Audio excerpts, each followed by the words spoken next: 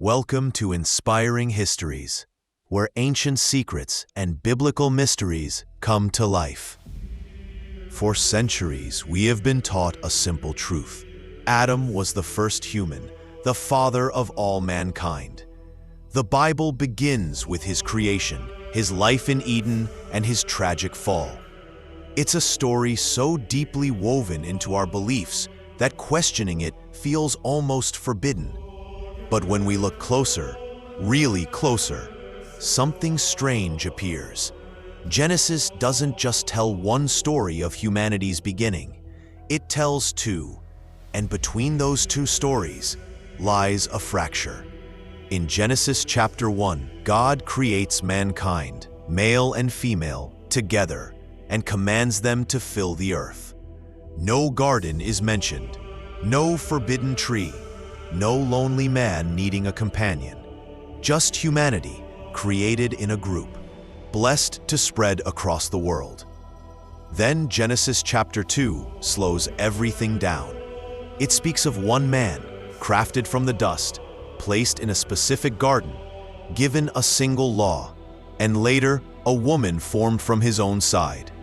Two accounts, two origins, and perhaps two humanities. If Adam was truly the first man, then we should expect a simple, unified story. But just a few chapters later, something appears that changes everything. In Genesis 4:14, after Cain kills Abel, he cries out, "Whoever finds me will kill me." Who were these others he feared?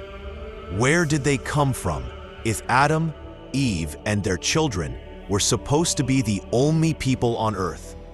This is Cain, not a vague character, not a myth, the very son of Adam himself, already fearing a world full of strangers. Cain's terror reveals a hidden truth, a truth about ancient humans that existed before Adam's lineage ever began. And to uncover who they were, we must journey deeper into Genesis and uncover the forgotten story of the first creation. Genesis does not begin with a smooth, linear story. Instead, if you look carefully, you notice something unsettling. It begins with two distinct accounts of creation, two perspectives, two beginnings, two humanities. Genesis chapter 1 describes a sweeping cosmic creation. Day by day, order emerges from chaos. The heavens are stretched out. The earth teems with life. And finally, on the sixth day, humanity is created. Male and female, he created them. Genesis 1:27.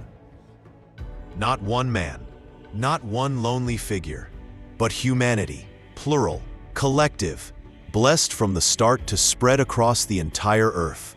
The command was clear. Be fruitful and multiply.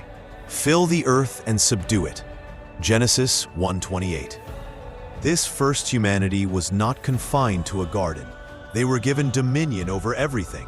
The seas, the skies, the creatures. The whole earth was their home. But then, Genesis chapter 2, suddenly the rhythm changes. The story zooms in. We are no longer looking at humanity as a group. We are staring at a single man, formed from the dust of the ground, not simply spoken into existence, but crafted by divine hands, not released into the vast world, but placed inside a specific garden, Eden, a paradise hidden in the east with boundaries, rivers, and secrets. This man, Adam, is different. He is given a law: do not eat from the tree of the knowledge of good and evil. Genesis 2:17. He is alone at first.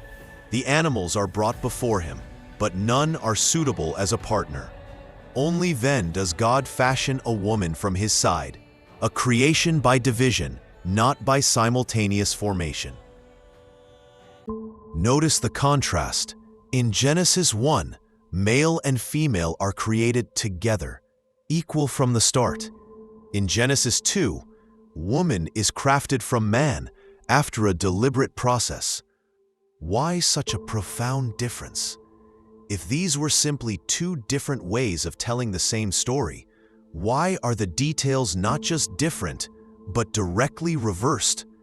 In Chapter 1, humanity is created after the animals. In Chapter 2, Adam is formed before the plants and animals even exist. In Chapter 1, humanity is blessed to rule the entire earth. In Chapter 2, Adam is tasked to work and keep a single garden. These aren't minor storytelling choices. They point to something deeper. Genesis 1 and Genesis 2 are not describing the same event. They are unveiling two different acts of creation. The first creation, humanity in general, was made to fill the earth. The second creation, Adam and his line, was set apart, placed under a covenant, and burdened with divine purpose. Adam was not merely another man. He was a new beginning, a sacred restart. And if Adam was a restart, then what happened to those who came before him? Cain's fear hints at an answer. Genesis hints at an answer. Ancient traditions whisper it more loudly. Before we can understand who Cain was afraid of, before we can understand who built cities while Adam's family was still counted on one hand, we must first understand who these first humans were. Because the Bible never says they disappeared. It only shifts the focus away from them and onto the one man chosen to carry a different breath. Next, we follow the hidden traces, the signs left behind in the early verses of Genesis, to uncover the first lost race of humanity. When we last saw Cain, he had just committed the first murder in human history. Driven by rage, by jealousy, by something deep and ancient, he rose against his brother Abel and spilled blood upon the earth. And yet, what happens next is not what we would expect. Genesis 4:13-14 records Cain's desperate plea. "My punishment is more than I can bear. Today you are driving me from the land, and I will be hidden from your presence. I will be a restless wanderer on the earth, and whoever finds me will kill me." Whoever finds me. Those three words break the illusion. Cain wasn't afraid of Adam and Eve. He wasn't afraid of his non-existent siblings. He was afraid of others. But where did these others come from? If Adam's family was supposedly the only line on earth, Cain's fear is not dismissed in the text. God takes it seriously. He places a mark upon Cain to protect him from retaliation, not from mythical threats, but from real, living beings already inhabiting the world. Soon after, Cain finds a wife, not from Eden, not from Adam's immediate household, but from a people the Bible does not name. Then, remarkably, he builds a city, naming it after his son Enoch. Genesis 4:17. A city, a place meant for many, not few.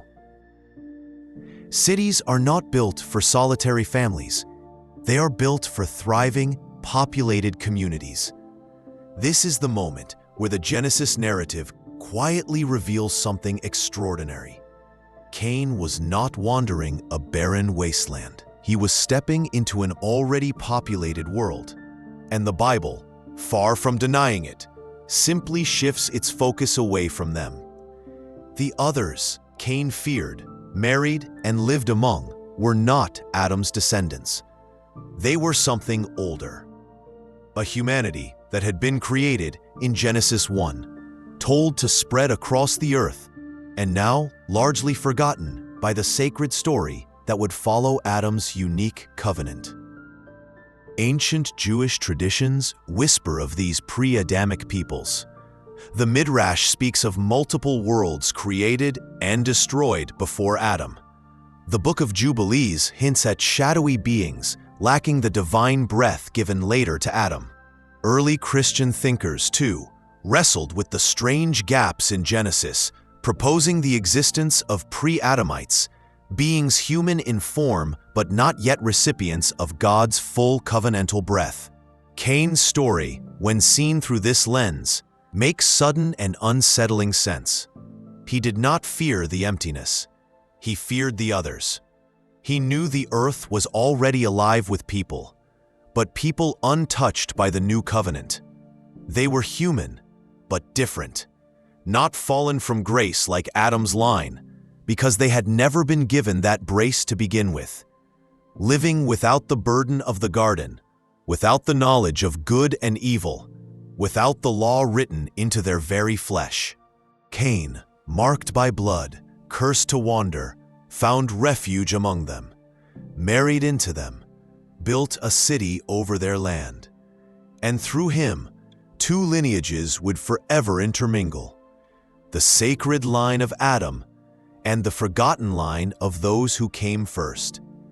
But Cain's choice had consequences, consequences that would ripple through the ages, leading to wars, giants, and an ancient corruption that would nearly destroy the world itself. And it all began here, with a fugitive, a forgotten race. Cain's fear was not the end of the mystery. It was only the beginning. When he left Eden's borders and entered the wider world, he did not find a barren wasteland. He found others, a people living, breathing, building, and surviving, but strangely absent from the sacred story. Who were they? To answer this question, we must return to the very first creation account. Genesis chapter 1 speaks of humanity created in God's image. Male and female, he created them. And he blessed them and said, "Be fruitful and multiply, and fill the earth." Genesis chapter 1, verses 27 through 28. There is no mention of a garden, no command against eating from a forbidden tree, no isolated man formed from dust. Instead, humanity was created en masse, given authority over the earth, and unleashed into the wildness of a newborn world. They were not given a special covenant. They were not bound to Eden's sacred space. They were made to live, multiply, and master the earth. And perhaps that is exactly what they did. As Adam's story unfolds separately in Genesis 2, we realize that his creation was not merely a continuation of chapter 1, but a reset. A restart for something specific, something covenantal, something divine. Adam was not created to be simply human. He was created to be the beginning of a sacred lineage, a people who would carry the breath of God in a way the first creation never did. The Bible's silence about the fate of the earlier humans is deafening. It never says they perished. It never says they vanished. They simply fade from the text, replaced in the narrative by Adam and his descendants. But fragments remain. When Cain steps into their world, he marries among them, he builds a city among them, and he fears them.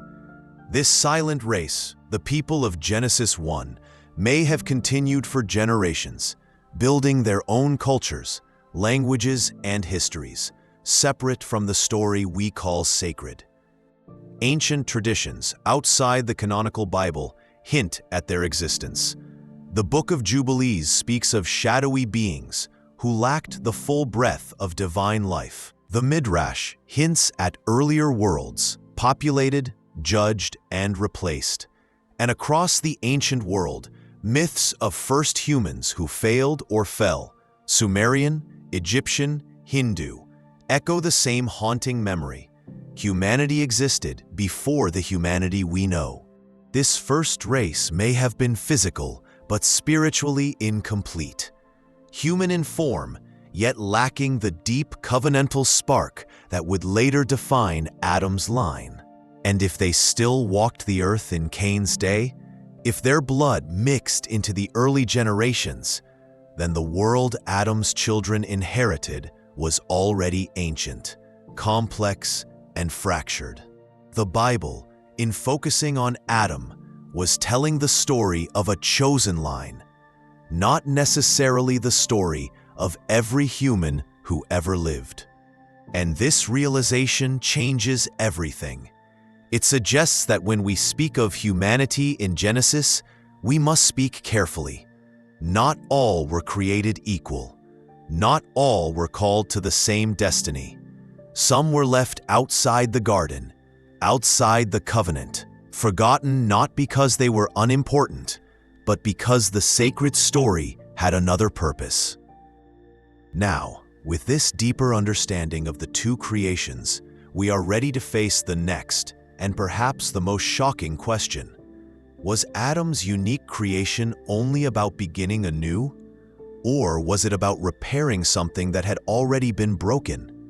The answer lies hidden in the oldest and most mysterious traditions, in the stories of covenants, lost worlds, and forgotten souls. If the world already held life before Adam, then why was a new creation needed at all?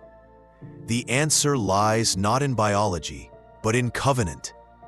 Adam's formation was never meant to merely replicate the humanity of Genesis 1. It was meant to do something radically different, to forge a new bond between the divine and the earthly, to breathe into dust not just life, but purpose. Genesis 2:7 describes this act with haunting precision. Then the Lord God formed man from the dust of the ground and breathed into his nostrils the breath of life, and the man became a living being. Not simply alive, but alive with divine breath, alive with a consciousness meant to mirror heaven itself. This was no ordinary life, it was covenantal life. And Adam, standing alone in the garden, was not merely the first man of flesh, he was the first man of spirit. The Book of Jubilees describes Adam as unique, created separately from earlier beings who roamed the earth without this sacred breath.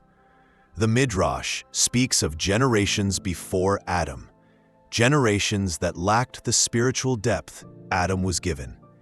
Even in the Hebrew itself, the wordplay hints at deeper truths. Adam can mean humanity in general, but Ha-Adam, the Adam, refers to a singular, set-apart individual. Not just one of many, but the one through whom a divine plan would unfold. This shift is not just theological, it is cosmic.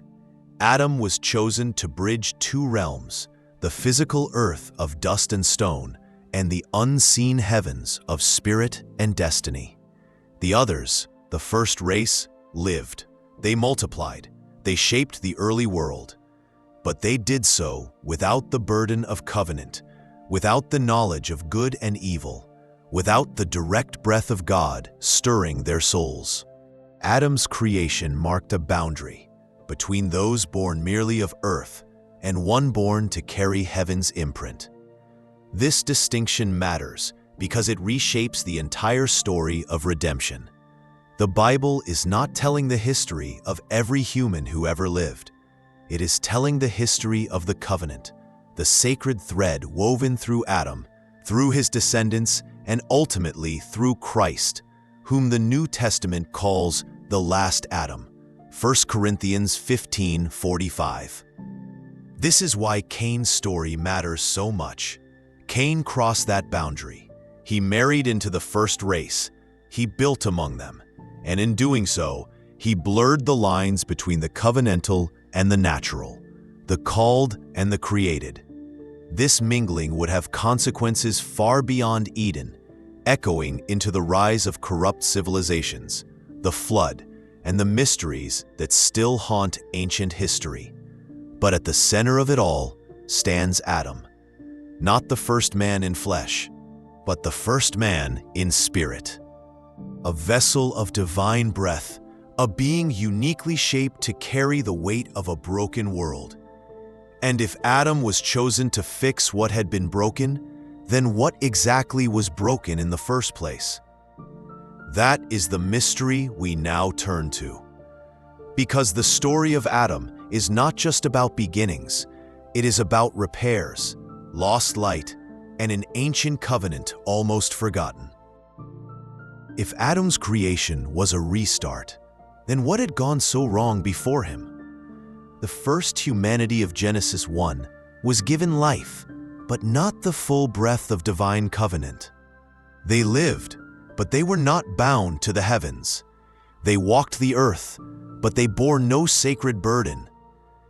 Without covenant, there is no purpose. Without divine breath, there is no true connection. Without law, there is no fall, but also no redemption. The world into which Adam was born was not empty. It was ancient, fragmented, wandering without a guide. It was a world that had drifted from its maker, not out of rebellion, but out of distance. Adam's creation was the beginning of a repair, a divine intervention to reconnect earth and heaven, dust and spirit, humanity and God. But repair is never easy. It demands knowledge, it demands choice, and it demands sacrifice. Adam was given all three, and through him, the world would be changed forever. Yet even his story is only the beginning. The true war between the ancient past and the covenant future was just about to unfold. And those forgotten souls, those silent humans left outside the garden, they never truly disappeared. Their legacy is still with us. The story of Adam was never about being first. It was about being chosen. Before him, others walked the earth, shadows of what could have been, echoes of a world without covenant. You are not just a product of dust and time. You are part of a deeper story, one that stretches beyond Eden, beyond memory.